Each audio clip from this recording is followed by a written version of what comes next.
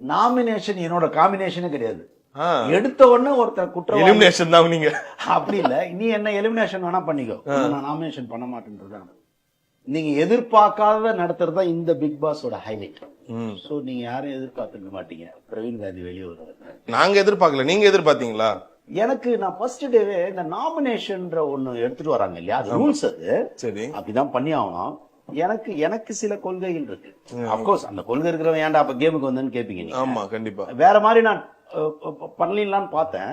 ஏன்னா எடுத்த உடனே நாமினேஷன்ன்றது வந்து எனக்கு வந்து உடன்பாடு இல்ல. ஏன்னா இப்போ ஒருத்தர் ஸ்டடி பண்றதுக்கு எங்க புருஷன் முண்டாட்டி ஸ்டடி ஆகாம தானே டைவர்ஸுக்கு போறாங்க. வாழ்ந்து குழந்தை பெத்து அவங்களே புரிதல் இல்லாம தானே டிவோர்ஸ்க்கு போறாங்க. அது எப்படி நீங்க வந்து? ஆனா நீங்க முன்னாடி இது வரைக்கும் பிக் பாஸ் பாத்திருக்கீங்களா சார்? ஏன்னா எனக்கு தெரிஞ்சு சீசன் 1ல கஞ்சா கருப்பு கேட்டாரு, ஐயா நாமினேஷன்னா என்னையான்னு. அதோட விட்டா சீசன் 9ல பிரவீன் காந்தி அவர்கள், நான் இந்த வாரம் பண்ணல, வேணா அடுத்த வாரம் இல்ல வரும் வாரங்களில் பண்றேன்னு சொன்னீங்க. சோ நீங்க முன்னாடி பார்க்கவே இல்லையா?